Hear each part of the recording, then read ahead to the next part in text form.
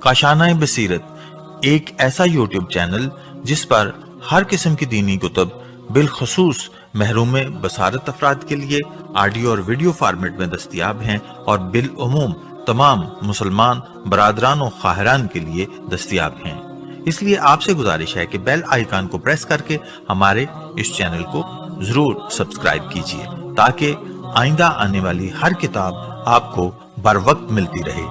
काशाना बसीरत, काशाना बसीरत, काशाना बसीरत, काशाना बसीरत। बिस्मिल्लाहिर्रहमानिर्रहीम। अस्सलाम वालेकुम सामीन। काशाना बसीरत के यूट्यूब चैनल पर हम किताब पढ़ रहे हैं जो कि हज़रत इमाम मूसा काज़िम अलैहिस्सलाम के हवाले से है और ये है रीडिंग का पार्ट नंबर 2 और यहाँ पर हम पढ़ने जा रहे हैं उन्वान रविश इमाम अलैहिस्सलाम जो कि पेज नंबर 21 पर है। आइए बाकायदा रीडिंग का आगाज़ करते हैं। लिखा है, हारून को हमेशा ये गम सताए रहता कि आखिर अली अलैहिस्सलाम की औलाद हमारी हुकूमत को तस्लीम क्यों नहीं करती और सिर्फ इस बात के लिए कि आले अली अलैहिस्सलाम हमारी सल्तनत व बादशाहत को रस्मी तौर पर तस्लीम कर ले।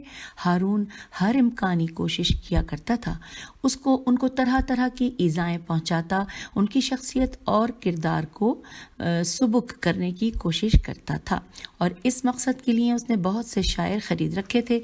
उन शायरों का काम सिर्फ ये था और ये लोग इसी की रोटी खाते थे कि हमेशा हारून और उसके ख़ानदान की मदह सराई करते रहें और माअज़ल्लाह आले अली अलैहिस्सलाम की मज़म्मत करें, उनके अखलाक़ी फ़ज़ाइल पर पर्दा डाल दें।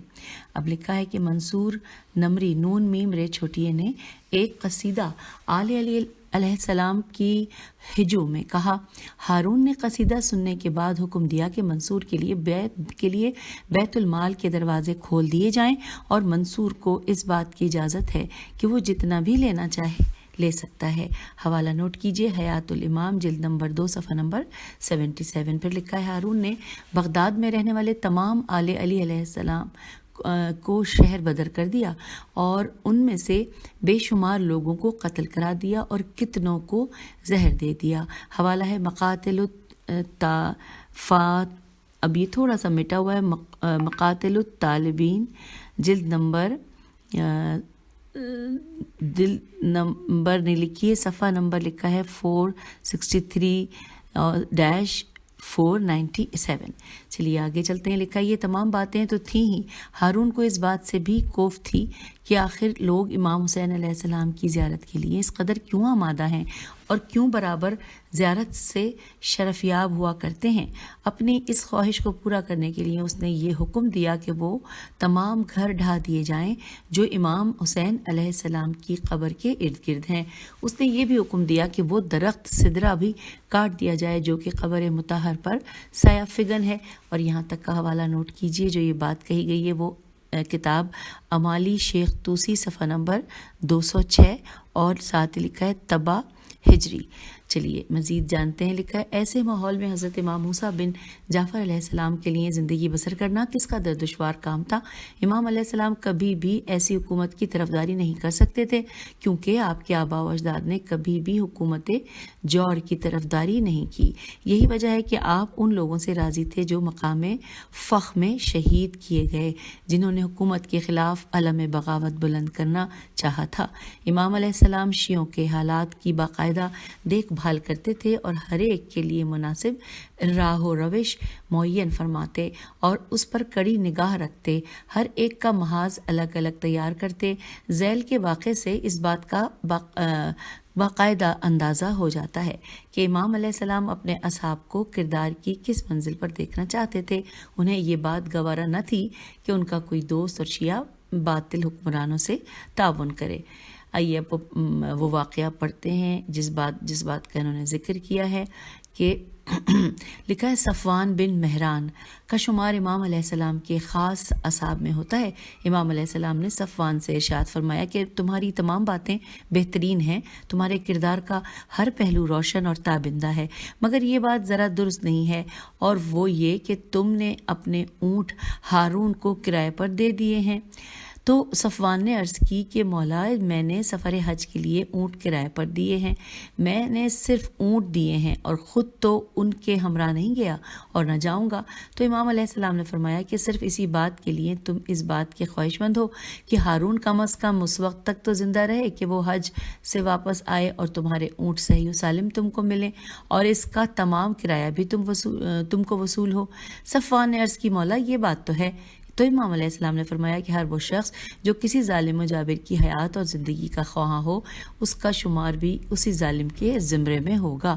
حوالہ نوٹ کیجیے، رجال کشی صفحہ نمبر 440 سے لے کر 441، اور ساتھ ہی یہاں پہ لکھا ہے کہ حضرت امام جعفر صادق علیہ السلام نے یونس بن یعقوب سے ارشاد فرمایا کہ دیکھو اگر یہ لوگ مسجد بھی تعمیر کرا رہے ہوں تو اس وقت بھی ان کے ساتھ تعاون نہ کرنا۔ حوالہ ہے وسائل الشیعہ صفحہ نمبر 120 سے لے کر 130۔ اور پھر لکھا ہے کہ اور اگر بعض حضرات کو اس بات کی اجازت دی گئی تھی کہ وہ اپنے منصب پر فائز رہیں اور ہارون کی حکومت میں کام کرتے رہیں تو اس کی ایک سیاسی حیثیت تھی، اور امام علیہ السلام انہیں انہی حضرات کو اس بات کی اجازت دیتے تھے جن کے بارے میں پورا اطمینان تھا، اور ان لوگوں کو اجازت اس لیے دی گئی تھی تاکہ اس ظالم و جابر حکومت کی نیرنگیوں کی اطلاع ملتی رہے اور شیعوں کی جان و مال کسی حد تک محفوظ رہے اور ان کا استحصال نہ ہو سکے۔ اسی لیے جب علی بن یقطین نے اپنے منصب سے استعفیٰ دینے کا ارادہ کیا تو امام علیہ السلام نے اس بات کی اجازت نہ دی۔ ہاں، خود امام علیہ السلام اور آپ کے اصحاب ہی کسی وقت بھی اس حکومت کے ساتھ تعاون کرتے تھے، خواہ کتنی مصیبت میں گرفتار کیوں نہ ہوں اور کتنی ہی مشکلات کا شکار ہوں۔ جس وقت امام علیہ السلام ہارون کے قید خانے میں تھے اس وقت ہارون نے یحییٰ بن خالد کو امام کے پاس بھیجا اور کہا کہ اگر امام ہم سے عفو و درگزر کی درخواست کریں تو ہم ان کو فوراً آزاد کر دیں گے۔ امام علیہ السلام نے ارشاد فرمایا کہ یہ تو ہرگز نہیں ہو سکتا۔ حوالہ نوٹ کیجیے، غیبت شیخ توسی، اور یہاں پر لکھا ہے کہ 71 طبع ہجری۔ پھر چلیے آگے مزید جانتے ہیں۔ لکھا ہے حکومت یہ خیال کر رہی تھی کہ مشکلات اور مصائب کی بھرمار امام علیہ السلام کے عزائم میں خلل پیدا کر سکتی ہے، مگر حکومت وقت کو ہر قدم پر ذک اٹھانا پڑی، کاف لکھا ہے، ذک اٹھانا پڑی اور اس کی ہر کوشش ناکام ہوتی رہی۔ ایک مرتبہ امام علیہ السلام نے قید خانے سے ایک خط ہارون کو لکھا جس کے جملوں پر غور کرنے سے یہ بات واضح ہو جاتی ہے کہ حکومت اپنے ہر اقدام میں ناکام رہی اور اس سلسلے میں اسے کوئی بھی کامیابی نصیب نہیں ہوئی۔ اب یہاں بریکٹ میں لکھا ہے کہ مجھ پر گزرنے والا ہر دن سختی اور مشکلات میں گزر رہا ہے اور تیرا ہر دن آسائش و آرام میں گزر رہا ہے، لیکن جب ہم دونوں ایک ایسی دنیا کی طرف روانہ ہو جائیں گے جہاں زوال نہیں ہے بلکہ دوام ہی دوام ہے، اس دن ظالم و جابر ہی نقصان اٹھانے والے ہوں گے۔ انورٹڈ کاما کلوز ہو گیا۔ حوالہ ہے تاریخ بغداد جلد نمبر 13 صفحہ نمبر 32۔ مزید اب ہم آگے پیج 25 پر لکھا ہے امام علیہ السلام کے یہ جملے ہارون کو کھلا ہوا چیلنج ہیں، اپنی کامیابی اور ہارون کی شکست کا اعلان کر رہے ہیں۔ یہ بات درست نہیں ہے کہ ہارون کو صرف اس بات کا خوف تھا کہ امام کی محبوبیت میں ہر روز اضافہ ہوتا چلا جا رہا ہے اور لوگوں کے دل ان کی طرف کھنچتے چلے جا رہے ہیں، اور نہ صرف حسد کی بنا پر امام علیہ السلام کو قید کیا تھا بلکہ ہارون کو اس بات کا یقین ہو چلا تھا کہ امام علیہ السلام ایک انقلاب کے لیے راہ ہموار کر رہے ہیں اور امام کے شیعہ بالکل ہمارے ساتھ کوئی تعاون نہیں کر رہے ہیں اور حکومت کی نافرمانی کرنا اپنی شرعی ذمہ داری سمجھتے ہیں، اور ان لوگوں کو جب بھی موقع ملا ہماری بساط حکومت کو پلٹ کر رکھ دیں گے۔ یہ لوگ کردار کے اتنے پختہ ہیں کہ خزانوں کے ذریعے بھی انہیں خریدا نہیں جا سکتا، اور آج کل جو خاموشی نظر آ رہی ہے اور اس وجہ سے نہیں ہے کہ ان لوگوں کا نظریہ بدل چکا ہے بلکہ یہ سکوت ایک طوفان کا پیش خیمہ ہے اور یہ حضرات صرف وقت اور مناسب موقع کے منتظر ہیں، لہٰذا اپنی گدی کی خیر صرف اس میں ہے کہ لوگوں کو قید کر دیا جائے، اور اسی لیے ہارون کو جب بھی موقع ملا وہ حضرت کے دوستوں کو قتل کراتا رہا، اور ایک شہر سے دوسرے شہر انہیں شہر بدر کرتا رہا۔ اور اس وقت تو بے حیائی کی کوئی انتہا ہی نہ رہی کہ جب ہارون عوام کو بہلانے کے لیے قبر رسول کی زیارت کے لیے آیا تو بجائے اس کے کہ اپنے ظلم و جور کے بارے میں عذر خواہی کرتا، پیغمبر اسلام صلی اللہ علیہ وآلہ وسلم کو مخاطب کر کے کہنے لگا کہ اے رسول خدا صلی اللہ علیہ وآلہ وسلم، میں آپ کی خدمت میں اس بات کی معذرت چاہتا ہوں جو میں نے آپ کے فرزند عزیز حضرت موسیٰ بن جعفر کے بارے میں اختیار کی ہے۔ میں اس بات سے دلی طور پر راضی نہیں ہوں کہ ان کو قید کروں، مگر مجھے اس بات کا خوف ہے کہ آپ کی امت کے درمیان خونریزی ہو، لہٰذا میں آپ کے فرزند عزیز کو قید کر رہا ہوں۔ اور یہاں پر انورٹڈ کاما کلوز ہو گیا، لکھا ہے پھر کہ امام علیہ السلام وہیں نزدیک نماز پڑھ رہے تھے۔ ہارون نے حواریوں کو حکم دیا کہ امام علیہ السلام کو قید کر لیا جائے اور بصرے کے ایک قید خانے میں قید کر دیا جائے۔ امام علیہ السلام 1 سال تک بصرے میں عیسیٰ بن جعفر کے قید خانے میں قید رہے۔ امام علیہ السلام کے اخلاق و کردار کا عیسیٰ بن جعفر پر ایسا اثر ہوا کہ اس نے ہارون کو خط لکھا کہ فوراً امام کو میرے پاس سے بلایا جائے ورنہ میں ان کو آزاد کر دوں گا۔ ہارون کے حکم کے مطابق امام کو بصرے سے بغداد منتقل کر دیا گیا اور یہاں انہیں فضل بن ربی کے قید خانے میں رکھا گیا، اور پھر کچھ ہی دنوں بعد امام علیہ السلام کو فضل بن یحییٰ کے قید خانے میں منتقل کر دیا گیا۔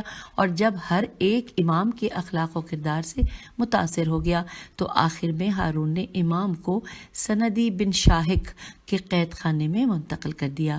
اور یہاں پر حوالہ ہے غیبت شیخ توسی، صفحہ نمبر 32 یا 23 سے لے کر 75، اور طبع ہجری یہاں پر یہ لکھا ہے، اور کچھ تھوڑی انک پھیلی ہوئی ہے لیکن اپنی سی کوشش ہے کہ اس کو ہم بہتر سے بہتر آپ کی سماعتوں کی نظر کریں۔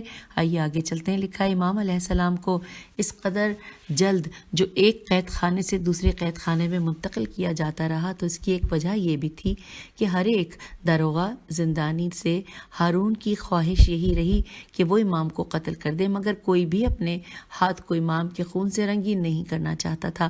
یہ بات ہارون کے لیے ایک مسئلہ بن گئی۔ آخرکار ہارون کو ایک ضمیر فروش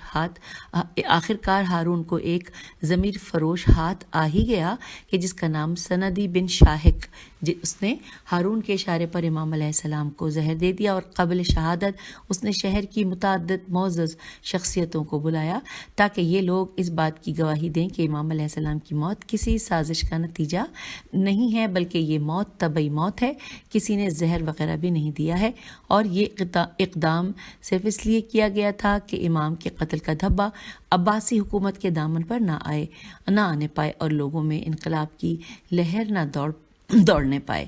مگر امام علیہ السلام کی بصیرت نے حکومت کی تمام تر کوششوں پر پانی پھیر دیا اور اس کی ہر سعی کو ناکام بنا دیا، کیونکہ جیسے ہی بلائے ہوئے لوگوں نے امام علیہ السلام کی طرف دیکھا، اس وقت اگرچہ زہر کی شدت کی بنا پر امام سخت کرب میں مبتلا تھے اور زہر سارے جسم میں سرایت کر چکا تھا، پھر بھی اسی حالت میں امام نے لوگوں کو مخاطب کرتے ہوئے ارشاد فرمایا کہ اے آنے والوں اور گواہی دینے والوں، گواہ رہو کہ مجھے 9 عدد خرموں کے ذریعے زہر دیا گیا ہے، جس کی بنا پر کل تک میرا بدن سبز ہو جائے گا اور پھر پرسوں میری شہادت واقع ہو جائے گی۔ حوالہ ہے عیون اخبار الرضا، جلد نمبر 1، صفحہ نمبر 97۔ ایسا ہی ہوا جیسا کہ امام علیہ السلام خبر دے گئے تھے۔ 2 دن بعد 25 رجب 183 ہجری کو امام علیہ السلام کی شہادت واقع ہو گئی۔ حوالہ ہے کافی، جلد نمبر 1، صفحہ نمبر 486 اور انوار البہیہ، صفحہ نمبر 98۔ پھر لکھا ہے کہ آپ کے غم میں آسمان نے ماتمی لباس پہنا، بادلوں نے آنسو برسائے، جنہیں زمین نے اپنے رومال میں جگہ دی، تمام شیعوں کا دل ماتم کدہ بنا، ملت اسلامیہ ایک عظیم رہبر اور عالی قدر امام سے ہمیشہ کے لیے محروم ہو گئی۔ ہم باشک و آہ اس عظیم اور انقلاب آفریں امام کی بارگاہ اقدس میں سلام عرض کرتے ہیں۔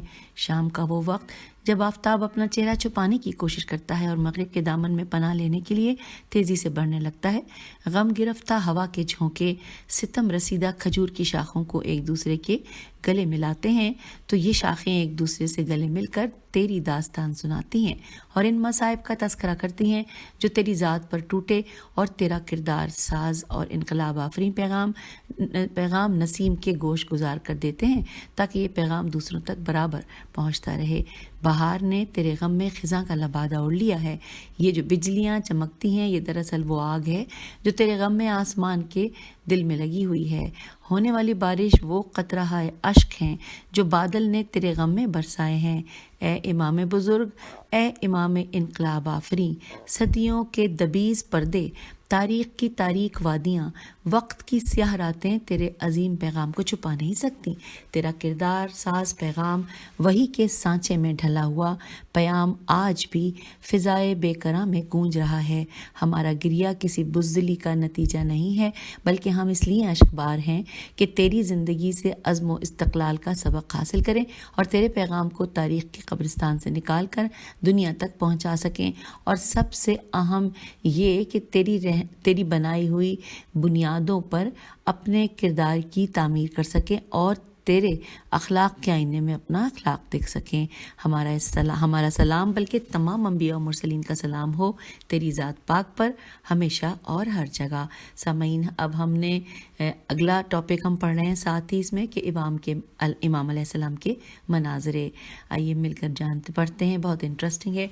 इमाम अलैहिस्सलाम जो सरचश्मे वही से सहराबो सरशार थे, इनसे जब कोई सवाल किया जाता तो सवाल करने वाले की इस्तादाद और फ़हम के मुताबिक उसका जवाब मरामत फरमाते।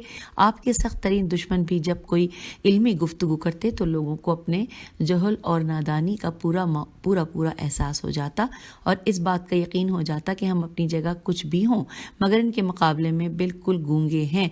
जिस मसले को हम जितना मुश्किल समझते हैं और वो इनके लिए इतना ही आसान है। हारून ने इमाम अलैहिस्सलाम को मदीने से कुछ मसाइल पूछने के लिए बगदाद बुलवाया और उनसे यूं सवालात पूछे। हारून, दिल चाहता है कि आपसे चंद सवालात करूं जो मुझे मुद्दतों से परेशान किए हुए हैं और आज तक मैंने ये सवालात किसी से नहीं पूछे क्योंकि मुझे आपके बारे में यकीन है कि आप सही जवाब देंगे, लिहाजा आपसे सवाल कर रहा हूं और मुझे लोगों ने ये खबर भी दी है कि आप कभी झूठ नहीं बोलते। इमाम अलैहिस्सलाम ने फरमाया कि आप अगर मुझे बयान की पूरी आज़ादी दी जाए तो उस सूरत में तेरे सवालात का जवाब दूंगा।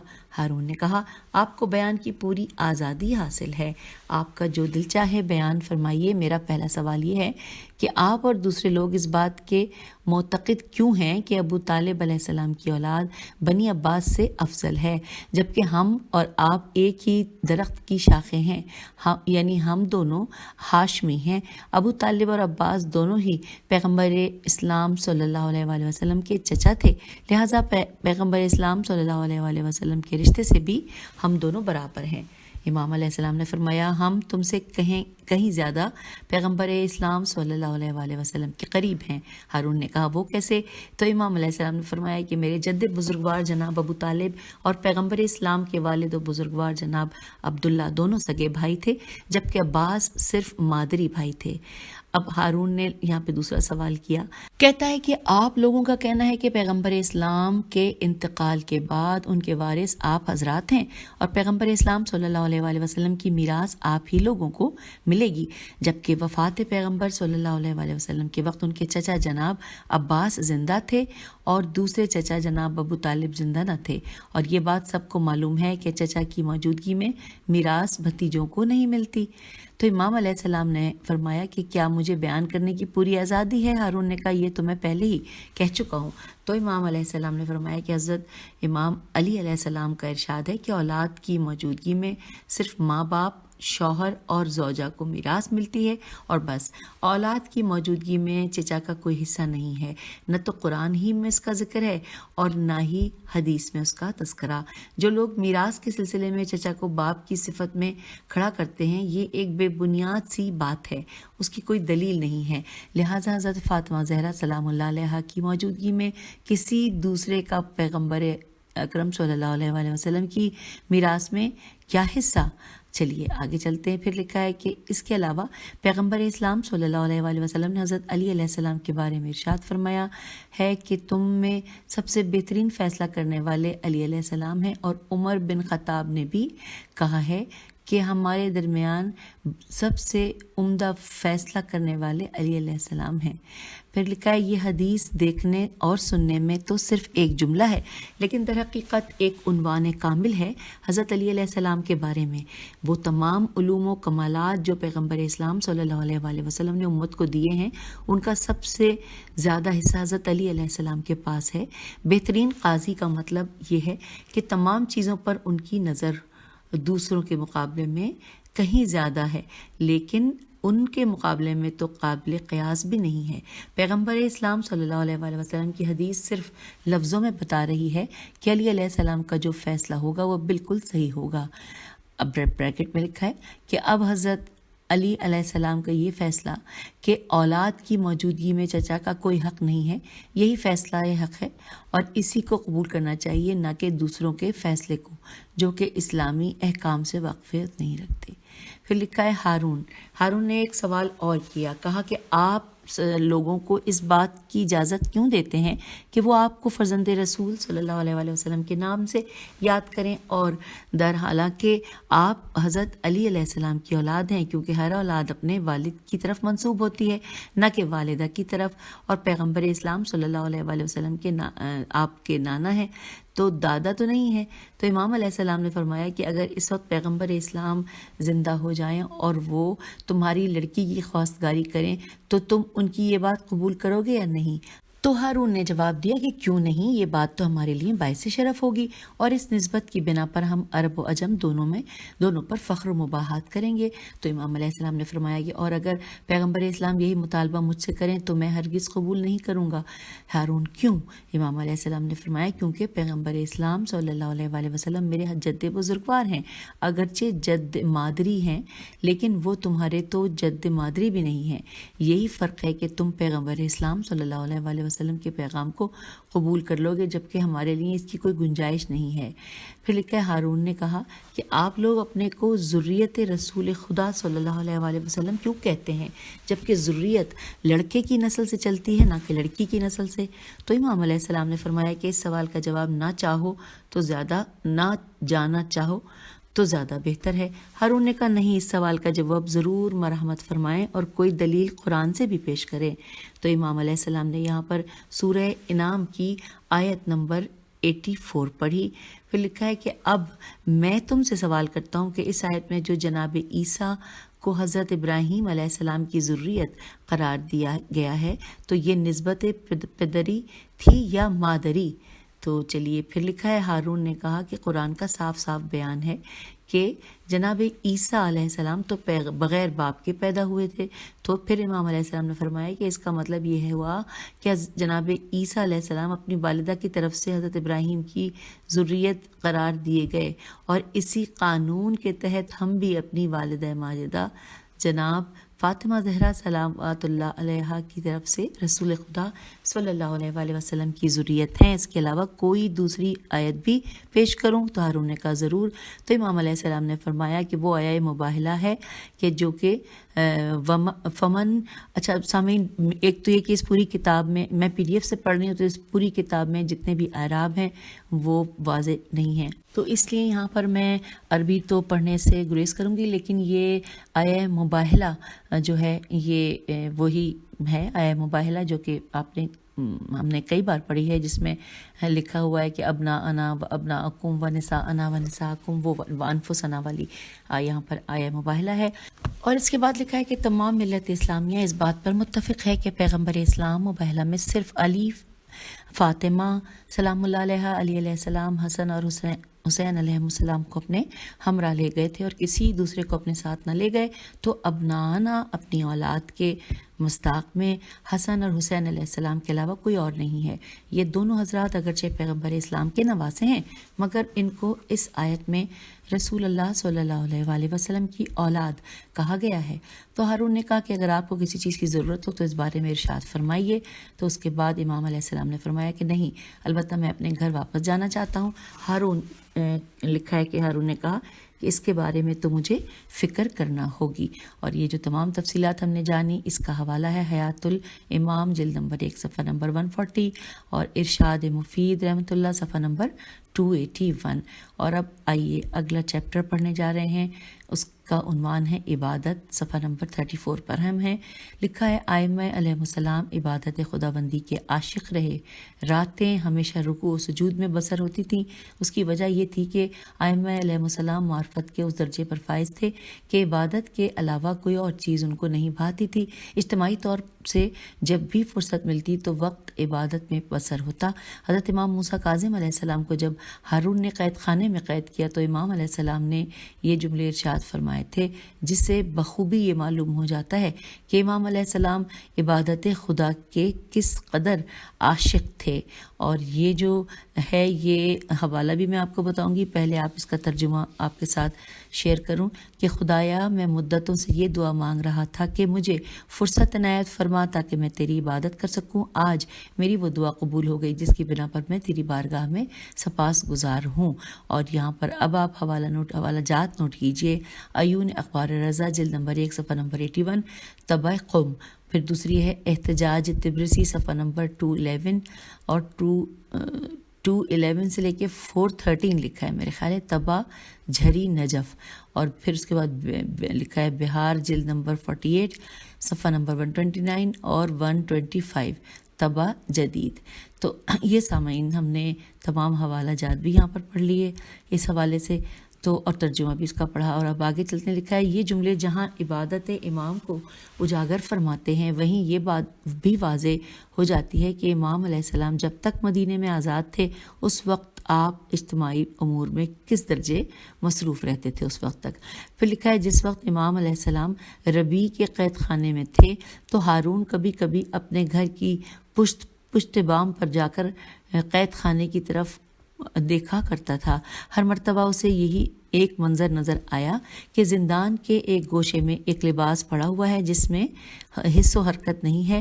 ایک مرتبہ ہارون نے ربیع سے پوچھ ہی لیا کہ قید خانے میں وہ لباس کس کا پڑا ہوا ہے، تو ربیع نے جواب دیا کہ وہ لباس نہیں ہے بلکہ وہ حضرت موسیٰ بن جعفر علیہ السلام ہے جن کا اکثر وقت سجدہ خالق میں بسر ہوتا ہے۔ ہارون نے کہا بخدا وہ بنی ہاشم میں سے ہیں، زیادہ عبادت گزار ہیں۔ تو ربیع نے کہا کہ پھر یہ حکم کیوں دیتا ہے کہ قید خانے میں ان پر سختی کی جائے؟ تو ہارون نے کہا کہ افسوس اس کے علاوہ کوئی اور چارہ نہیں ہے۔ پھر لکھا، اچھا یہاں پر حوالہ نوٹ کرنا ہے کیونکہ حوالہ دیا ہوا ہے، حیات الامام جلد نمبر 1 صفحہ نمبر 140 اور ارشاد مفید صفحہ نمبر 281۔ چلیے اب ہم نے یہ جان لیے، آگے چلتے ہیں صفحے کی جانب۔ لکھا ہے کہ ایک مرتبہ ہارون نے ایک حسین و جمیل عورت کو قید خانے میں بھیجا۔ غرض یہ تھی کہ اگر امام اس کی طرف متوجہ ہو جائیں تو حکومت کے لیے یہ ایک بہت اچھا بہانہ ہوگا کہ جس کے ذریعے وہ امام کی بڑھتی ہوئی عزت اور ہر دل عزیزی میں رکاوٹ ڈال سکتے تھے۔ لیکن جب وہ عورت وہاں پہنچی تو امام علیہ السلام نے لانے والے سے کہا کہ یہ تمام چیزیں ہیں وہ ہیں کہ جو تمہارے دلوں کو لبھا سکتی ہیں اور تم ان پر فخر و مباحات کرتے ہو، مگر میرے لیے یہ حربے بیکار اور بے سود ہیں۔ انورٹڈ کاما کلوز ہو گیا۔ لکھا ہارون نے امام کا جواب سن کر غصے سے کہا کہ ہم نے آپ کو آپ کی خوشنودی کی خاطر قید میں نہیں رکھا ہے تاکہ ہم اس عورت کے سلسلے میں آپ کی رضا حاصل کریں۔ ابھی کچھ ہی دن گزرے تھے کہ ہارون کے جاسوسوں نے ہارون کو خبر دی کہ وہ عورت تو ہمیشہ عبادت ہی کرتی رہتی ہے، اس کا اکثر وقت سجدے میں گزرتا ہے۔ ہارون نے کنیز کو بلوا کر اسے دریافت کیا مگر کنیز مسلسل امام علیہ السلام کی تعریف کرتی رہی۔ ہارون نے اپنے سپاہیوں کو حکم دیا کہ اس کنیز کو بند کر دو تاکہ پھر کسی سے یہ واقعہ بیان نہ کرے۔ قید میں ہونے کے باوجود کنیز مسلسل عبادت میں مصروف رہی، اکثر رکوع و سجود میں بسر ہوتی تھی۔ امام علیہ السلام کی شہادت سے چند روز قبل کنیز نے وفات پائی۔ حوالہ نوٹ کیجئے مناقب ابن شہر آشوب جلد نمبر 4 صفحہ نمبر 297 اختصار کے ساتھ طبع قم۔ چلیے اب آگے کی جانب چلتے ہیں۔ لکھا امام علیہ السلام اکثر یہ دعا پڑھا کرتے تھے کہ خدایا میں وقت مرگ راحت و آرام اور حساب و کتاب کے موقع پر درگزر کا خواہاں ہوں۔ آئیے اس کا حوالہ نوٹ کیجئے، یہ ہے ارشاد مفید رحمۃ اللہ صفحہ نمبر 277 اور اس بس اتنا ہی ہے۔ پھر اگلی اس میں لکھا ہے کہ امام علیہ السلام قرآن بہت ہی اچھی آواز میں تلاوت فرماتے تھے، جو کوئی آپ کی آواز سنتا حیرت میں پڑ جاتا اور اس پر گریہ طاری ہو جاتا تھا۔ مدینے والے آپ کو زین المتہجدین یعنی زینت شب زندہ داران یہ بریکٹ میں لکھا ہے کہ زینت شب زندہ داران کے لقب سے یاد کیا کرتے تھے. حوالہ نوٹ کیجئے ارشاد مفید صفحہ نمبر 270. اور یہ ہو سکتا ہے صفحہ نمبر میں تھوڑا سا کچھ مٹا ہوا ہو, یعنی کچھ انک پھیلی ہوئی تو صحیح سمجھ میں نہیں آ رہا میرا, یا تو یہ 270 ہے یا 279 ہے. چلیے یہ آپ لوگ جب پڑھیں تو دیکھ لیجئے گا. تو یوں سامعین ہم آپ سے اب اس نشست سے اجازت چاہیں گے, کیونکہ اس کے بعد ہم مزید آگے پیج نمبر 37 پہ ہل میں امام پڑھیں گے, اور اس وقت پیج 36 پہ آپ سے اجازت. خدا حافظ, فی امان.